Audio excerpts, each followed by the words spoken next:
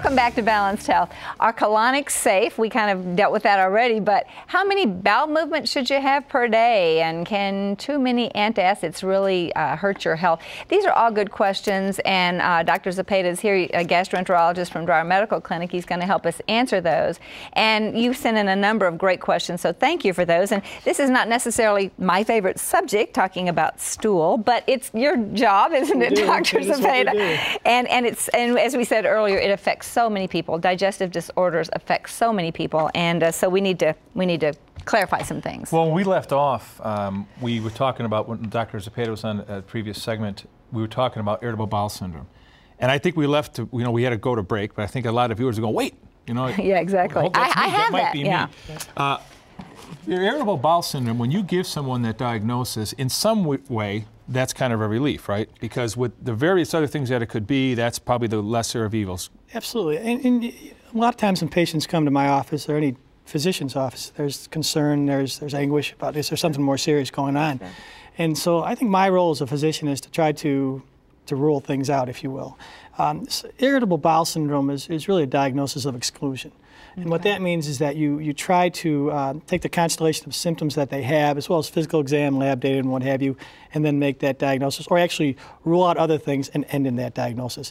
You take into the plan about age of the patient, family history, and what have you. But majority of the time, this is a diagnosis of exclusion, which means you've ruled out badness, if you will. Bad stuff. Yeah. Correct. No Crohn's, no colon cancer, no. Absolutely. Whatever. Absolutely. Yeah. Doc, in a big picture, I'd like you to comment on, if people are having loose stools, they're not absorbing nutrients. If their stools are hardened and they're too infrequent, they're obviously, it's sitting in their colon too long. How does that affect people on a systemic, on a complete body, holistic level? That's a good question. I think, from my standpoint, a lot of people will define constipation, as you will, as not having frequent enough stools for them.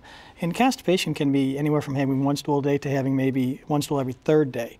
Beyond 3 days, we say that's abnormal. But you're right, Joe, there are times when people can have that feeling of bloatness, feeling of uncomfortable, feeling of incomplete evacuation, that can sometimes lead to just overall psyche just not doing well. I'm so glad you said that. Could I interrupt you for one moment? Because this is where Joe and I totally disagree, and we do a lot. But I feel like that you don't have to go to the bathroom 3 times a day to be healthy. That's correct. And because I never did, but Joe feels like to be really healthy, you need to go move your bowels. What did you say? 12 hours after you eat, or 6 hours after you eat, or something like that? My notion on that is that in God's design, it just doesn't make sense for matter to sit in that colon for days.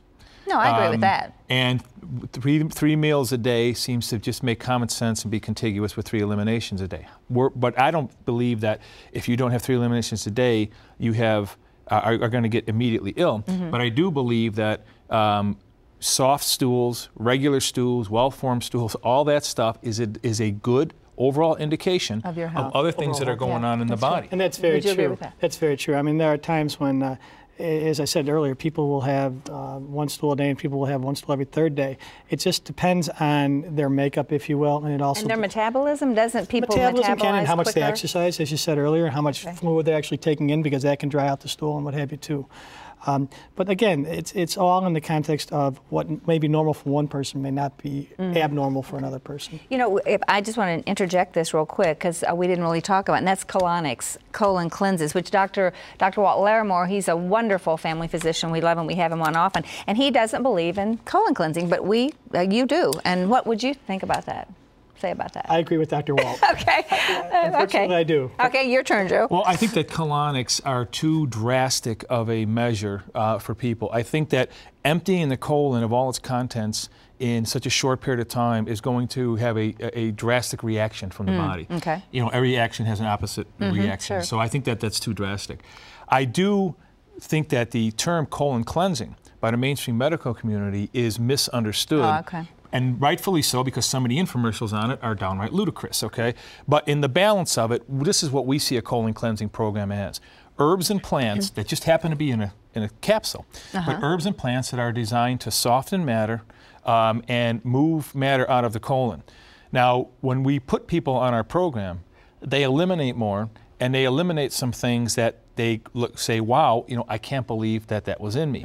Unfortunately, there's bogus ways that companies can make that happen by using types of harsh fiber, and what they're actually seeing is the actual harsh fiber itself. Yeah. So unfortunately, a few bad apples can spoil the whole bunch when it comes to that. But I do believe that taking organic herbs and plant-based products to help, it's no different than it's biblical to fast, okay? There was reasons for that.